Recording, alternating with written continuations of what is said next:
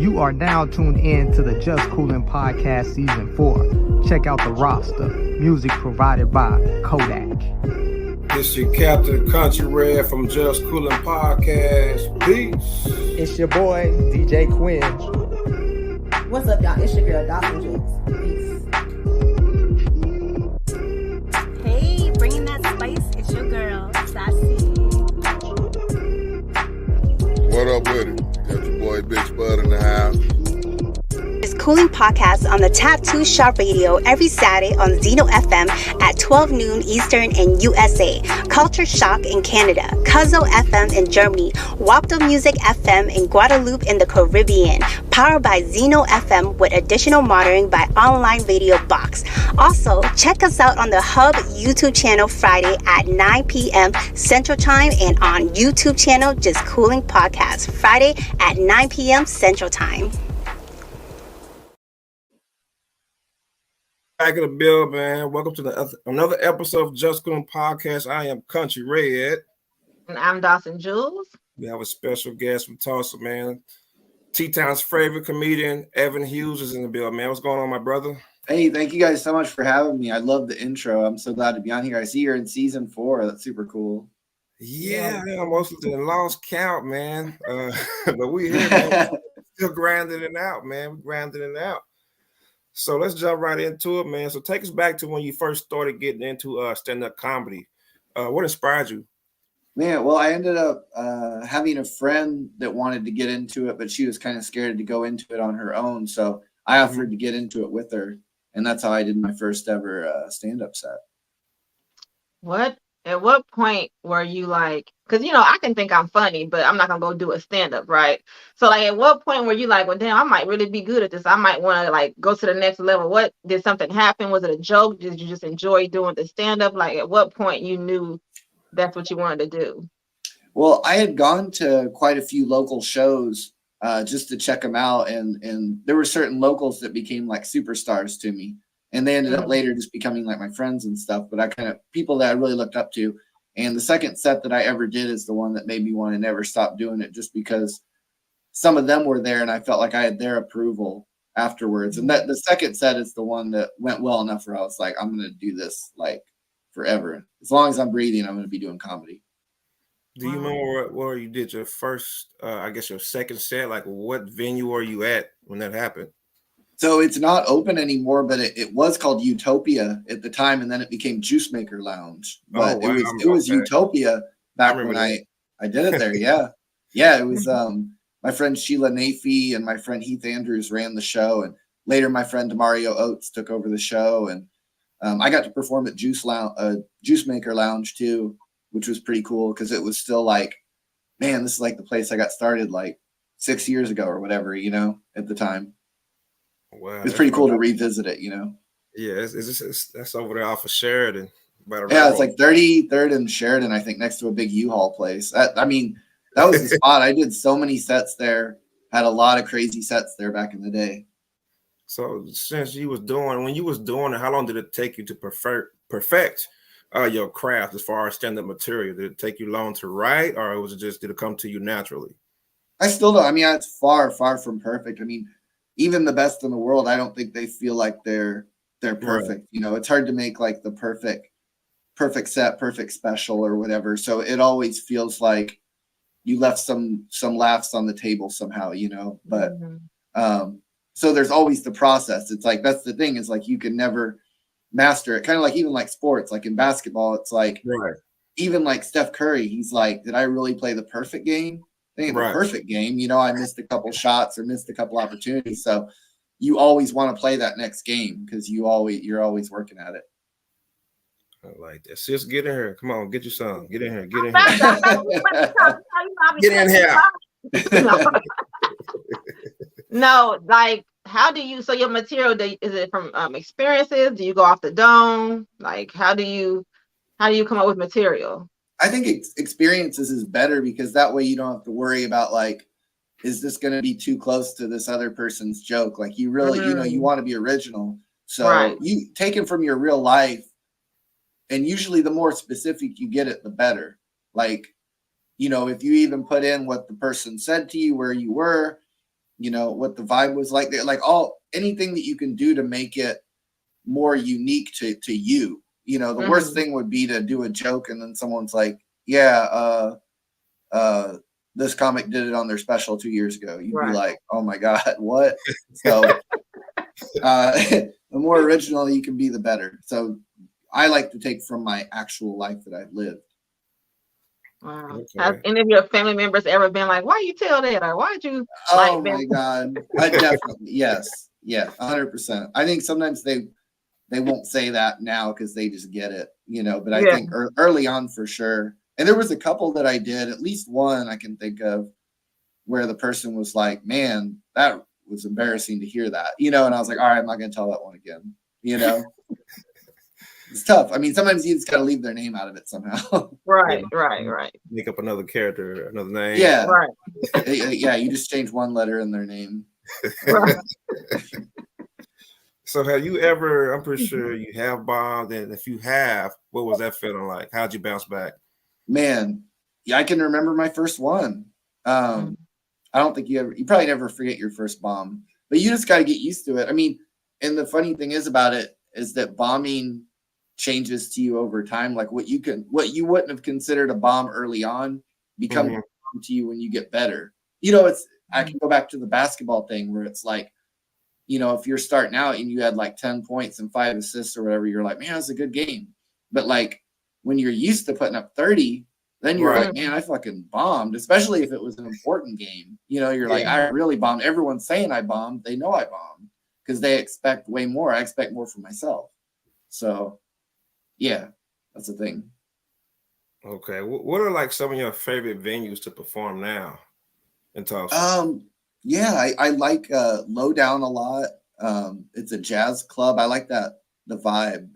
It's got the low ceiling, which is nice. So the laughs just kind of bounce off the walls, and you don't want like a huge room, you know, because the laughs is kind of like go straight up and just, you know. So you like more intimate, smaller venues, like, okay. Yeah, I mean, it could be a big place, but you still want it like, you kind of want the people packed in there, you know. I mean, just to. Yeah, so Lowdown is where I'm doing my special in November, and I chose it just because the way it's built, you know, like the size of it and everything. So yeah, I guess I do prefer an intimate show. I mean, I would love to perform in front of 1,000 people, but I wouldn't want it to be a 12,000 room with 1,000 in it and all those empty seats, you know. So it's more about the venue size and the amount of people that you got in it.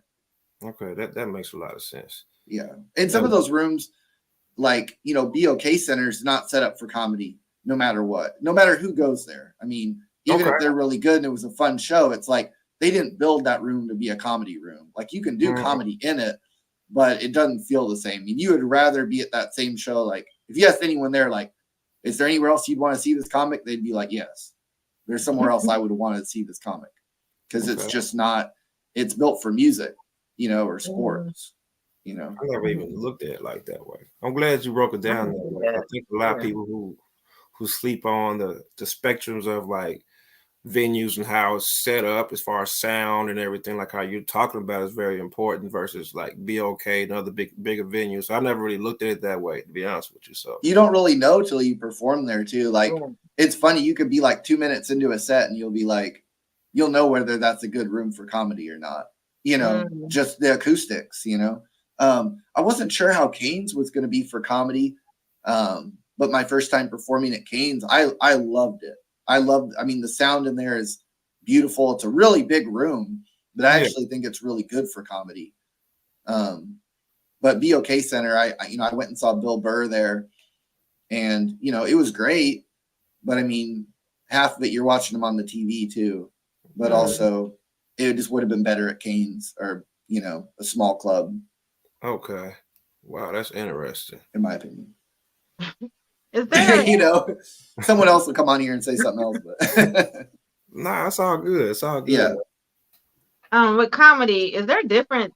I don't know, because I know what music is different categories or different types. Is it like that in like for comedians, or no? Like, do you have different type of categories, or I don't know. I'm just asking because, you know, you never know. So is there?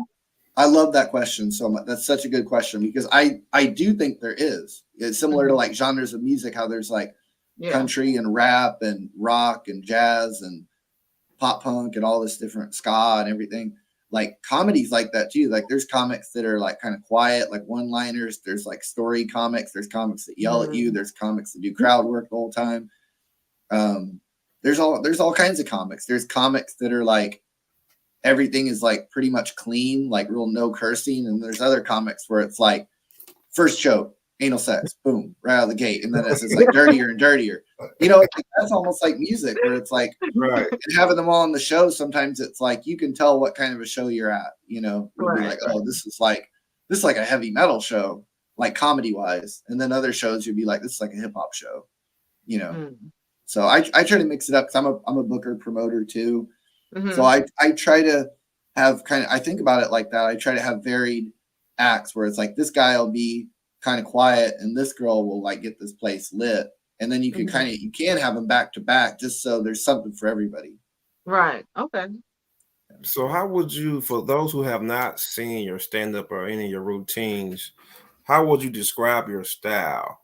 Like what are they going to get themselves into once they come see an Evan Hughes stand up? I've done different styles. I try to bring, I try to think about what'll work in that room. I mean, some rooms you just got to turn up the energy in. I mean, it's just like you could take a look at the crowd and the room and the situation. And it's like, I can't go up there and be like, hey guys, you know, it's like, you know, you got to get up there and you got to bring the energy for certain shows. But other shows, you know, if the show is a small, say there's only like 12 people there or whatever, and it's like a small crowd, it's like, you might not want to get up there and just start yelling at them because that's not the situation. You know, that's not the vibe. Okay. You know, so being able to adapt to the room is like a skill that you develop over time. I mean, you're probably not going to have that when you start out. I mean, I remember when I started, it was like, you know, you had your 5 minutes or your 8 minutes or whatever. And it was like, I do what I do no matter who books me. I don't care if I'm booked at a funeral, at a wedding, at a comedy club, at a casino, you know, I'm like, you get the only thing I can bring y'all is what you get. But now I can kind of, you know, be like, okay, I'm going to do these jokes or I'm going to do these jokes or I'm going to be like this tonight, you know, and that's really helpful. And that's something that really takes time. I always wondered about comedians, like how do you approach the business side of getting booked? Like you don't have to give us all the ins and outs, but just give us a couple of tips on like if a new comic is starting out, how would they go about the business side as far as getting booked and making money?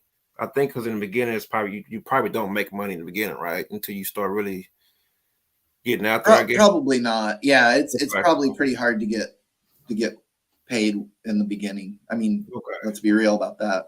But you know, as far as I think you know, go to as many things as you can, do every show you can do, don't turn anything down.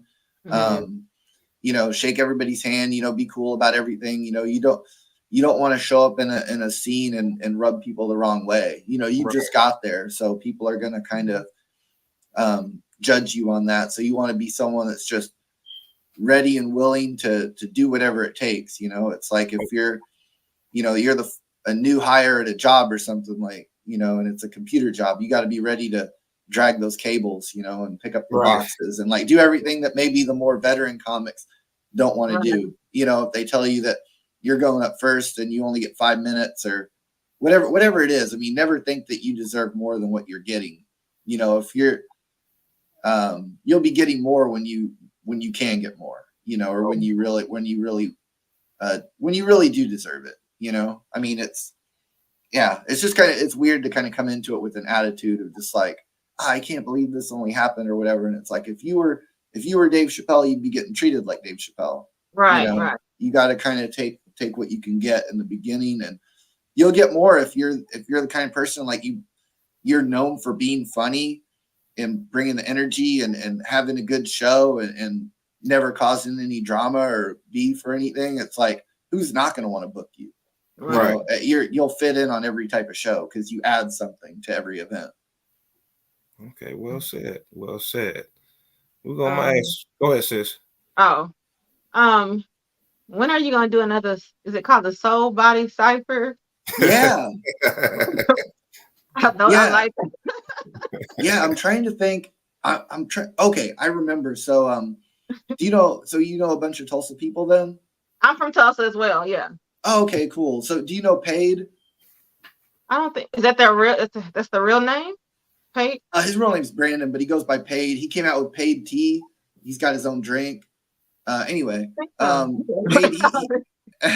You don't stay down here, so she might be a little bit unfamiliar, but I know who you're talking about. Brandon Wade. Yeah, he shoots music videos. We do a podcast together now, but he hit me up to do like a comedy scene in one of Marshall Moses' music videos. Marshall's the one that does He's Soul Body. Mm-hmm. And I came out and did the little comedy skit for his music video with G's Mino. And it turned out really well. And we became friends from that. And that was when I think a little bit after that, he was getting started doing those ciphers. And I hosted some of them with him and even did a couple of my own little raps, like my little comedy raps on those that my friend Cody Ransom helped me with. I had to get help. I know Cody. I love Cody. Yeah, I love Cody's my neighbor. He's oh yeah, right now. He's 2 houses that way. I love Cody. He's one of my favorite people ever. Shout out to Cody Ransom. Yeah, but yeah, the Soul Body Ciphers. I love the energy. They've grown so much. They've gotten pretty big. I feel like everybody here knows about it. Like it's its own piece of Tulsa now. So I'm glad that I was able to be there in the beginning of it in the early days. Yeah. Speaking of that, man, do you feel like Tulsa comedians and artists are overlooked? Or do you feel like we're just not getting our just due? It's starting to finally like take off, but we're almost not quite there yet. That's a great point. You know, that's a great question. More I think. You know, I think a major label could take a Tulsa artist and give them a huge push and they'd be big. You know, it's hard to get something like that to happen. It's hard to get Warner Brothers behind you or Universal Records behind you or, you know, Drake to come out and be like, I'm going to put you as a feature on my album and tell everyone you're the shit. You know, like, I mean, some people just get put on, you know, like Lil Wayne can just put you on if you wanted to, you know, so it's not like people here don't have the skills to be in that position. It's like sometimes you have the skills to be in that position. It doesn't mean you can be in that position. So you just kind of have to keep grinding. I'm pretty passionate about the subject. I've lived here my whole life and I've seen a lot of artists here. And I feel like, you know, there's like the Houston thing where Houston got behind Houston. Slim Thug blew up and Mike Jones and Paul Wall and Chamillionaire and Screwed Up Click. And I think a lot of people have used that as a blueprint, you know, and then you have in New Orleans, we saw Cash Money and No Limit and Master P and, you know, you know how that works, but you have to, you can't be a city and be like kind of embarrassed to be yourself or be like, yeah, we're St. Louis, but we wish we were the West Coast. So we're just going to pretend like we're West Coast and don't even say St. Louis on any of the music. Like you have to, Tulsa has to be about Tulsa to make Tulsa cool, but we also have to have Tulsa behind Tulsa to an even greater degree than I think that we've had it. Where like, I feel like Tulsa is behind Tulsa, but we have to get the entire machine of Tulsa behind us. We got to get our news stations behind us. We got to get our big venues behind us. We got to get Tulsa Theater behind it, Canes behind it, BOK Center behind it. You can't just have a whole group of people in one part of town, you know, say downtown, for example. You can't just have downtown pushing Tulsa, but the venues don't fuck with it and the local news don't fuck with it.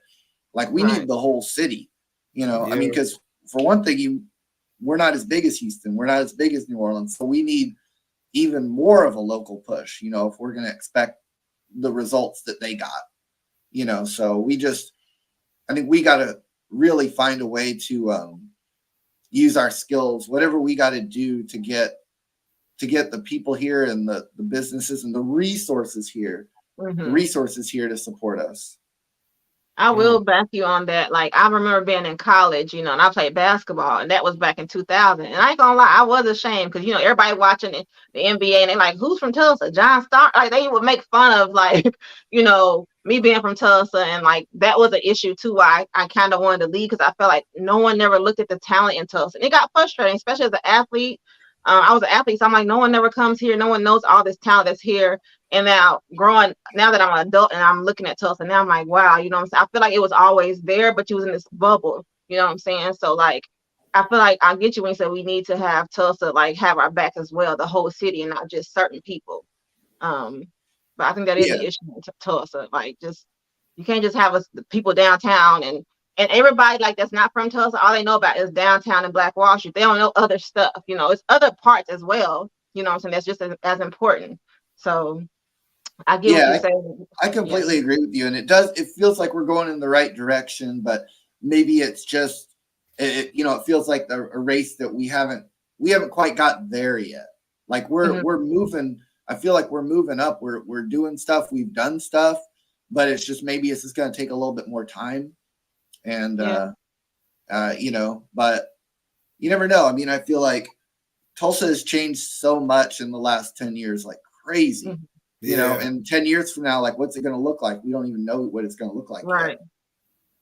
Yet. Oh, it's going to be the shit. But there are people from here that have blown up, and so I think it's just a matter of time. There's going to be more people. Like there's going to be more Tulsa people on the national stage for sure.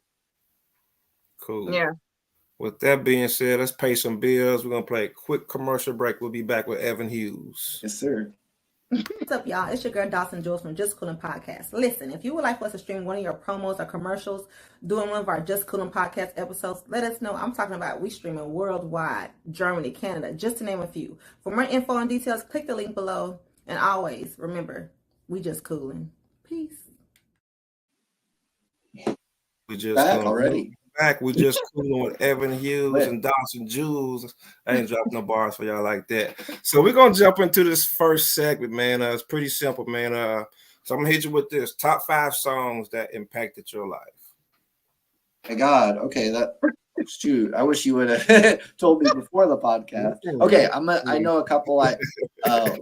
One Day by UGK is one of my favorite. Okay, right on. All time songs. That's such a deep song. It's just, especially now that Pimp C has passed away, it's just like it's one of the most perfect rap songs ever written to me. UGK is one of my favorite groups ever. I was also a big Diplomats fan. I love the Dipset, like when they like 2002 or 3, you know, or like Diplomatic Community came out. That was like my favorite record of the year that came out, and I love so many tracks on that record. I think I Love You was maybe my favorite track on that record. That's one in my top.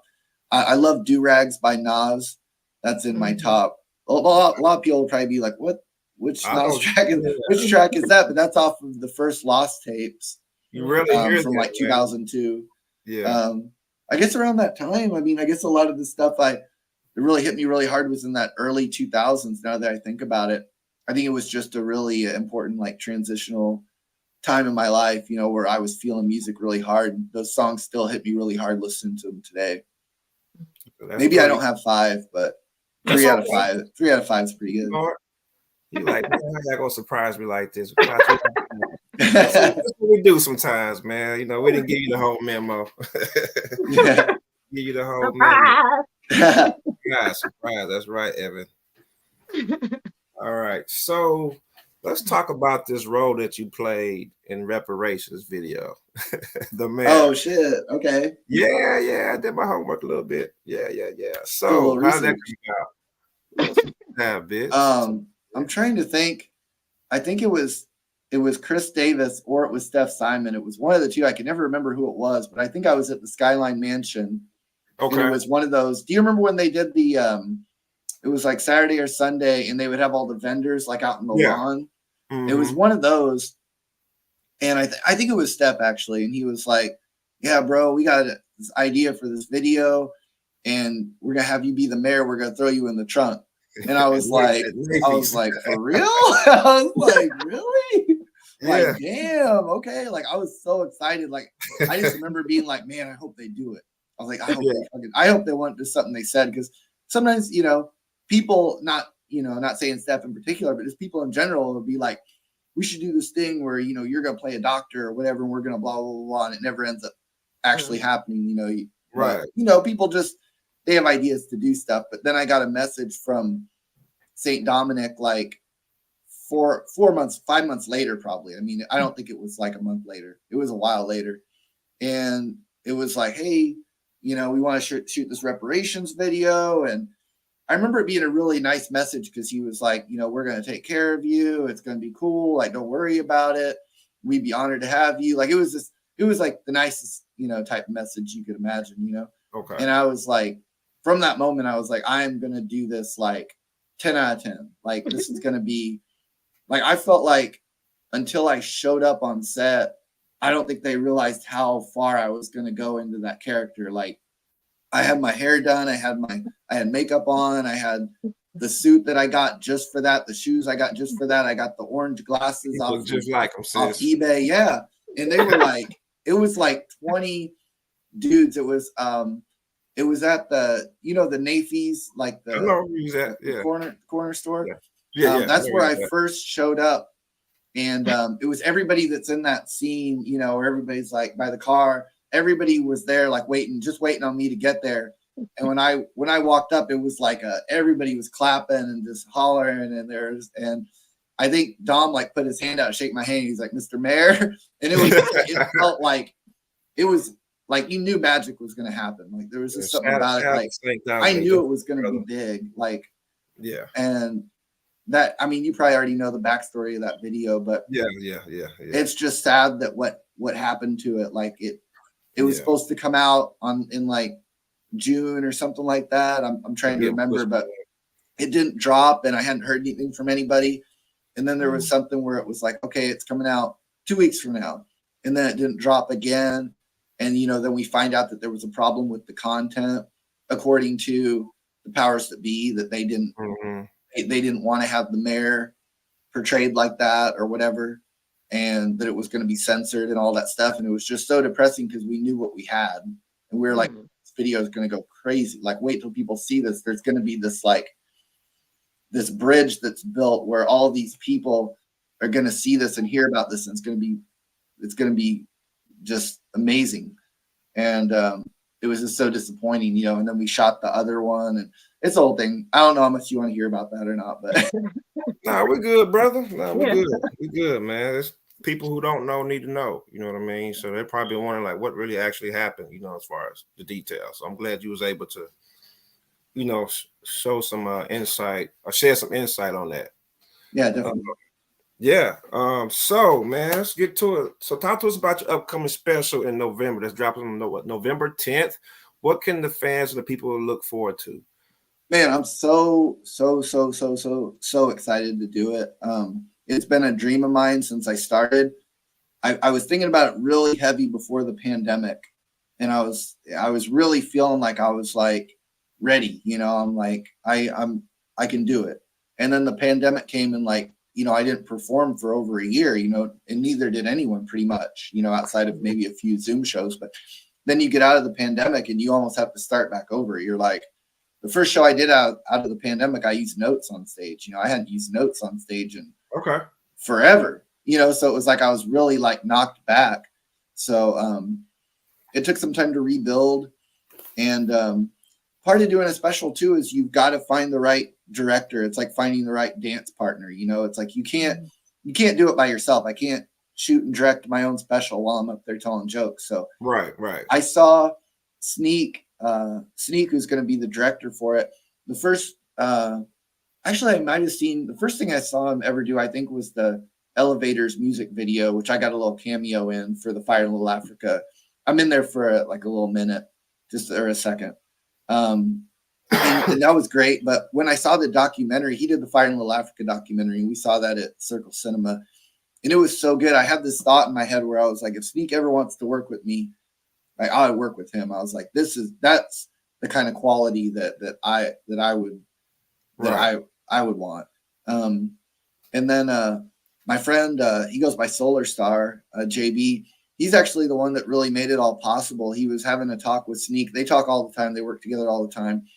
And Sneak was kind of between projects, and he was like, I don't know what I want to do next. And he was like, you should shoot a comedy special for Evan. And, Sneak is a big Spike Lee fan, And, you know, Spike Lee did the Kings of Comedy special. Right. And he's a big fan of specials. I mean, I've gone over to Sneak's place and watched the Gerard Carmichael, Rathaniel, which is one of his favorites, and Eddie Griffin. And he's really got a vision for it and how he wants it to look. And, you know, we got to talking about it, and I've got the right team. Paid, who I brought up earlier, is going to be on cameras, and Bobby Ross, who's shot a bunch of stuff. And they did another little short film together called Enlighten. It was just, we saw that at Circle Cinema too, and it just months ago, and it was incredible. Just the lighting, everything, the story, the way he told the story, like the angles, like everything about it is just like, and even talking to one of my friends, he's a veteran comic of like 20 years, about my decision to do the special, because in part, just because I found the right director too. And he was like, bro, there's comics that have been doing this as long as me that don't realize that you shouldn't do the special unless you can find the right director. You know, just because somebody can turn the camera on, they're not going to be able to make you look good. Say that again. Say that one more time, Evan. Like, just because they can turn the camera on doesn't mean they can make you look good. That's fact. You know, you can turn on a special right away and know if you want to keep watching it or not. Like even by the angle of it, or you could be this is good quality or this is not good quality. In Sneak, I trust Sneak 100%. Like I trust Sneak so much, I would fall backwards off a 2-story building and be like, he's gonna catch me. Like I trust him. I know I got to show up and do my jokes, and after that, it's like it's gonna look good, and I'm gonna be proud of it. Do you plan? I don't know if you could talk about this, but do you plan on shopping it anywhere, or is that like the next phase, depending on how successful it goes, or can you speak on that? Yeah. I mean, I think we're gonna look into every possible avenue. And I think, you know, where I'm at is I'm going to be happy with it no matter what, because to me, it's sort of like, you know, how we talked about 918 earlier. And it's like, you know, those records, or you brought up Lethal, Playa 1000, and we can list off all of these, you know, classic Tulsa records. It's like, you don't got to wait around and be like, well, is Sony going to put it out or I'm never going to do it? Right. You know, it's like, I'm going to put out an independent album that's the best one I can put out, and that's what it is. It's an independent album. If it does get some kind of licensing or distribution or whatever it is, like that's great, but I'm not doing it for that. I'm definitely not gonna cry if it doesn't get like a national anything. You know, it's like to me, it'll be on Amazon, it'll be on YouTube, it'll be on, you know, whatever. But it's like I still did that. I can show people, you know, 30 years from now, if I'm still alive, I'll be like, yeah, I did that shit, you know? And I think anybody that's an artist wants to drop their album. You know, it's like, you don't want to just be like, 10 years ago, I did comedy. Yeah. You might be able to find a clip of me at a bar on YouTube or whatever. It's like, no, you want to be like, this was my special, and be able to turn it on. And it's like that Sneak level of quality, you know, it's going to look like a movie, you know? Dope. Yeah. So Toya, why don't we go ahead and do the I'm tired of segment?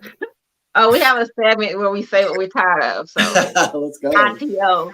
So I'm tired of, and this is like more like coworkers, but I'm tired of people in my bubble. What make you think that you can get that close to my face and talk to me? And why are you so confident in your breath? Like people be in your face, like, hey, like, you know, like that's me in this podcast. Like, I'm tired of it. Get out my butt. They don't care. I'm like, how confident? I mean, I'm tired of that. And I got another one too. One more. I'm tired. I have children. I don't know if y'all kids school do this, and I know you're a teacher junior, but I'm tired of the schools calling me with their automated hello so-and-so. I don't care. Like my kids told me, I don't want to hear it. The automated, you don't get an automated call about what's going on for the week. Yeah. Y'all don't do that? Yeah, we do. They call my phone, and they call my husband's phone. I'm like, okay, I got it. But yeah, those are my notification off. I worked out. I just turned my notification off. I'm like, this is what's going on today. So yeah, I feel you on that, sis. I feel you on that, man. I feel you. All right. Anybody else want to add to what they're tired of? If not, we can go on to the next phase of questions and other segments.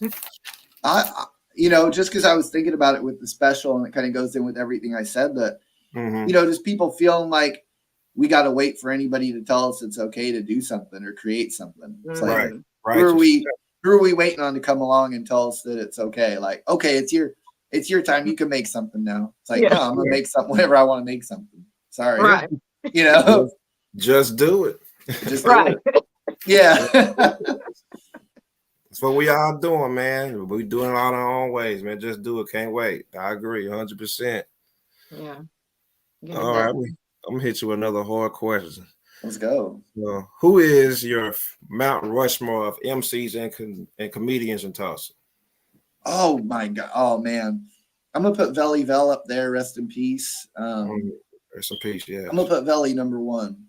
If you never had a chance to meet Veli, he was incredible. There's actually a video of me on YouTube talking about him and going over like memories and stuff about him, like that we did an interview like this one, like the day he passed away, and put it out on YouTube. So that's out there. But he's a legend. Tulsa comedy. You know, Gerald Hurricane Harris. You know, he's a legend. Gerald, bro. Gerald's a real one, man. Like he's a legend in this. You know, he's like 20 years into comedy. You know, I don't know. You know, he's about 20 years in or more. Yeah, we know him. He used to work with our brother at Warehouse Market, and he would come back and tell us like goofy stories with him, like them working together at Warehouse Market. So, oh my gosh, oh man, I look up to him too, man. I mean, he's done everything. I mean, he's a history teacher and a wrestler and a UFC fighter and a comedian. Like he's done a father. Like he's lived a full life, you know, and he's an inspiration. There's almost too many great ones really to go into everybody, but yeah, everybody. Everybody. Chico online, he said facts about Gerald, but I'm gonna give him a shout out on the chat real quick. Yeah. All right, cool, man. So so what advice would you give to your younger self, man? Oh my God, dude. I did everything wrong. Literally everything.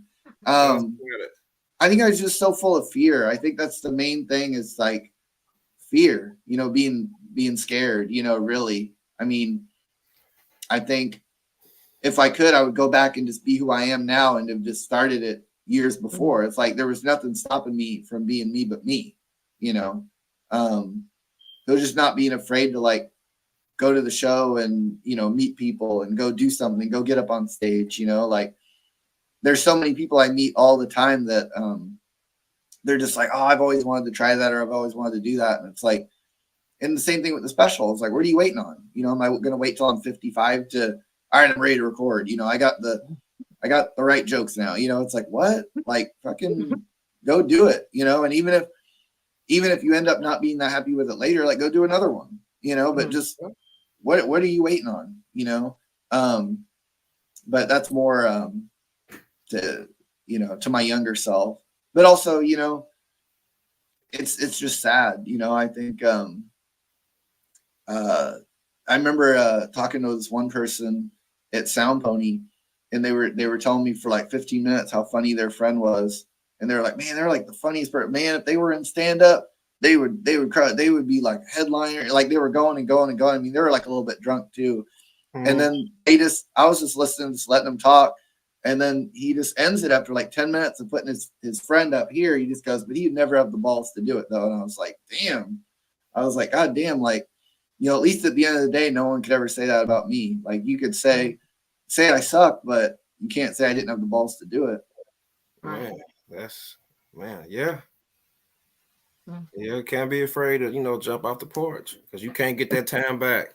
You can't get it back. Exactly. I mean, you know, I'll use Lil Wayne as an example. You know, I think he started rapping when he was like 14 or something. What if he just waited till he was 30 to do it? Like, what for? There'll be a whole lot of no. There'll be no Future or the other whoever came after him. Like someone tells you you're somewhat like if one person had told him he wasn't good enough to do it, he'd be like, okay, I won't do it. Right. You know? Yeah. You know. Wow. I mean, I have a couple friends now. I'm not going to bring up anybody, but I mean, they have releases that they haven't put out, and all I do is, I don't want to bring it up every time I see them, but I'm gonna be like, put that shit out. I'll do like release it. As you should, as a good friend should say that. You know what I'm saying? Yeah. So People are gonna fuck with it. I mean, you can't worry about, if this one person won't like it or something, or like maybe you don't like it because you don't like to listen to your own voice, but other people do. I mean, there's a lot of people that won't watch their own sets, because they're like, oh God, I can't stand looking at me or listening to me. It's like, you really got to get past that. Yeah. And just, you got to love yourself. I think that's what I'm saying. You got to love yourself. Yeah. Love yourself. Self-care. Yeah. Self-care. So this is this is what I ask all the guests. So, what is your why why do you keep going? Why do you keep doing the stand-ups even when there's times you don't feel like it? What pushes you and motivates you to keep going? Man, that's funny because I don't have any thought of not doing it. Like, not even just it's almost like I don't need motivation because I don't have any demotivation, I guess. I mean, it's like, that's almost to me like, why don't I stop breathing? It's like, I'm not going to stop breathing. It's like, I'm just going to, this is what I do if I'm alive. I just can't imagine like retiring from this. This is like my identity, too. It's who I am. I mean, I just, am I just going to go sit in a chair for the rest of my life? Like, no, I've had too much fun not being in that chair. Okay. Well said. So if you could perform stand up for 5 people, dead or alive, who would it be? If I could perform for 5 people? Yeah, stand up. Yeah. Dead or alive, who would it be? Wait, I'm sorry. I keep getting lost on the question. Let me get one more time. I'm sorry. All right. So if you could perform stand up for 5 people, dead or alive, who would it be? Oh my God. I guess it could be a family member. They don't even have to be famous. It could be anybody. I guess I'd have to use that to bring my dad back and my grandparents. And, I mean, I guess it would just be all family because then they're back. I'd just be like, fuck this set. Come give me a hug. Yeah. That's real. That's real. Yeah. It's real, man. I want to show they are proud of you, man. My dad did get to see me do stand-up, though. He passed away like about 1 year into me doing stand-up, but he went to almost every show that he could, and he loved it. So I'm lucky that I started in that year before he passed, so he did get to see it, Okay. Yeah, okay. How does it make you? What feeling do you get when you make people laugh? Is it something like, how does it make you feel knowing that, people are coming to watch you and you're making them laugh and they're having a good time? I think I need to be better about that because I feel like the longer I've done stand-up, it's almost like you're just, if 70 people are there and 50 people laugh, you're like, oh, damn, how come 20 people didn't laugh? And it's almost like you're not even appreciating, like, you know what I mean? Right. Like you should just be like, all of these people just laughed and don't fucking count in your head how many you think did laugh and didn't laugh. Like that's the kind of insidery stand-up stuff that you just get if you do stand-up too long and you get caught up in the bubble of it and like you're not even looking at it like a normal person anymore, So I mean, it's good to hear that from you because that's something I need to get back to and remember and work on. Well, thank you. I'm glad I could help. Yeah, thank you. Thank you. Man, so like what is like next for you, man, after this special? I know you mentioned. I guess I'm honestly probably just gonna be sitting around like waiting on it to be edited and drop and all that. And I'll probably it's crazy because I feel like I'm anxious about it now because I'm anxious to do it, but then I'm going to be anxious after it's recorded because I'm going to be anxious to get it out and see what it does. But, I'm going to tour and everything like that. I'm going to print up some new merch and go on the road with it. And I feel like that'll be a whole new level for me, that I haven't tried yet. I mean, it's a whole different thing to hit the road and be like, this is a comic that has a special, that's different than this is a comic who's been doing it this many years. That doesn't really tell you anything. I mean, they can, you could have a good 5-minute clip, but I mean, that's not the same as having a special that they could go be like, oh shit, I'll go look at the special.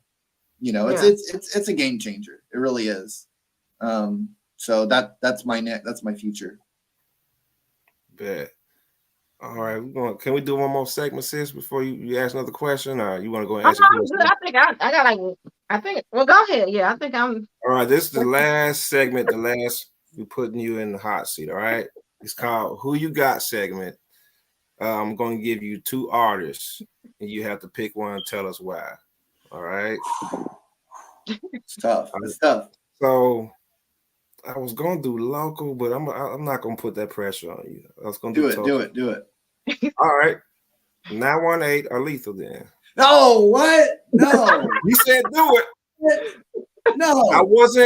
I almost scratched it out my pen. The last minute, I said, nah, I don't want to do them like that. Let me. 3 classics. They're all classics. I don't know that. You can't I was listening to that Lethal album heavily when that came out. So I don't know, but the 918 albums, they got their own nostalgia to it, you know. Mm-hmm. I think that one's impossible. All right, we're gonna call it a toss-up. Do you ever listen to like the Crime Link album or like the Smuggling Boys or any of that stuff? Yeah, those albums are crazy too. Yeah, it's like they just all just kind of disappeared after a while. They had a nice, like I said, about 4-year run, if I remember correctly, and then it just kind of everybody just disbanded, kind of, you know, for whatever reasons. I'm not gonna get into all that, the politics of that, but it was a good run. I remember I used to see the 918 van and the Lethal van with the banners and stuff. You know, this is when I was going out back in the day. 7 years this was back in the late 90s or whatever, and they'd be out there passing out posters and CDs and stuff and performing. Man, those were some of the best times I had going out, to be honest with you. So I kind of miss those moments like that. Mm-hmm. You know, where rappers were accessible, you can meet them. You know, I'm not saying that you can't meet the rappers out here now, but back then I feel like they was ahead of their time. You know, definitely some pioneers and legends, you know, salute to them. It was an exciting time, I think, because it felt like seeing all the success that especially like, you know, the Texas rappers were having in that era. Yeah. And just independent artists being able to take it to the next level and like get distribution through Southwest Wholesale or whatever and have, you know, features, you know, like you could get E40 on your album or you could get, you know, Brother Lynch on your album and Yuck Mouth. Yuck Mouth. Yeah. You could get, I mean, it was like attainable and accessible. I think in a way that now it doesn't feel like there's that ladder up the way it was in that little era right there. Yeah. Where it was like you could just grab it and like it felt like even like people like Big Hawk and stuff like that and seeing what happened with like Big Mo. Yeah. Where it was like, you know, he dropped City of Syrup and it was like, you know, it probably sold 100,000 copies or something. You know, it's like everyone was jamming that album. And that was basically like, that's kind of like an independent, like, oh yeah, album. That's a lot of money. Yeah. That's ghetto platinum right there. Yeah, exactly. Literally. So I think it felt like, you know, everybody around too. I mean, I feel like there was artists in Memphis the same way in Arkansas where it was like, bro, we could move a lot of units and we could be the next, you know, person like that. Like we could be the next Slim Thug.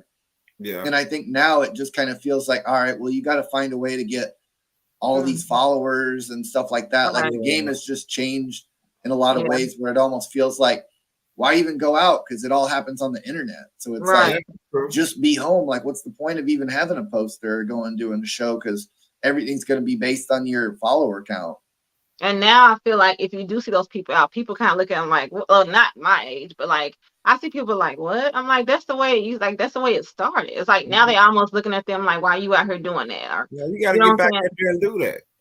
Yeah, get back there and do it. I mean, you can't sell CDs no more. Like you at least pass out posters and stuff. I think there's ways where you could do it on a flash drive. I forgot what it's called, but there's other ways, man. You know, to engage with your fans. I'm not saying that that's not what is happening, but take some of that blueprint that makes the most sense now and incorporate it, you know, with your brand along with, you know, social media. But we're going to get people want to live too. I think people want to get out there and meet people and feel community and stuff like that. It's like the thing now, I think where you're doing everything digital, I think it just it can't feel as good. I mean, like Too Short got big off his selling tapes out of the trunk of his car. Oh, yeah. Like that's like actually like feeling that like hustle, you know, you're getting paper from people and you're handing them a tape, you know, and then meeting them, yeah, you know, and it's like we've gotten so far away from that now that I think it's less healthy. Yeah. But that's the best way to meet and mingle, man. Like CD, hey, check out track 5. This is me on this track. I produced that. You know, $10 or whatever. You only got 8, I take 8. You only got 2, I take 2. Like, you still have the CD. You know what I'm saying? It was fun back in them days. Yeah, my friend, do you know First Verse? Yeah, I know. Yeah. Yeah, he came out with a CD some years ago, and he sold like 500 of them or something. I don't remember how many he sold. He sold a lot of them. But he did the old school thing where it was like he would show up at the show with the CDs or sell them at Sound Pony, and it was like very, very old school. Like no one's really doing this anymore, and it was like everyone respected it, and it was cool to see somebody do it old school. Yeah. He actually gave me a free CD. Really? That's cool. Yeah, I met him through Burns at the time. It's back when Burns was like when we kind of like he kind of got back in the music scene. We had like haven't spoken in a while, and I seen him at Sound Pony. It's funny you said that. You know, he's like, hey, Red, this and that. You like, here, man. He just gave me a CD. He was real cool about it. Wasn't even tripping. You know, it was the one where he had the suit on with the hat. It was like a drawing on the front cover, like it was sketched or something like that. And the suit was black with a red tie, I believe, and a hat or something like that, if I remember correctly. Yeah, I know what you're talking about. Yeah, it was pretty much like a soulful sounding album or CD or whatever. So it was pretty dope that he did that. Shout out to First Verse. All right. I do have one more. Wait a minute. So I want you to fill in the blank. Okay. I wish Tulsa was what? Ooh. Oh man, these are hard. This is going there with the 918 Lethal comparison. It's in difficulty level. Mm-hmm. I don't know if I can do that one. It's tough. It's tough. I don't know. I feel like there's so many angles to it. It's so multifaceted. I feel like it's hard for me to simplify everything that we need into a word like that. Like there's a lot that needs to happen, and there's just a lot of layers to it, I feel like. Mm-hmm. That's fair. I mean, I think you pretty much said it in certain layers anyway.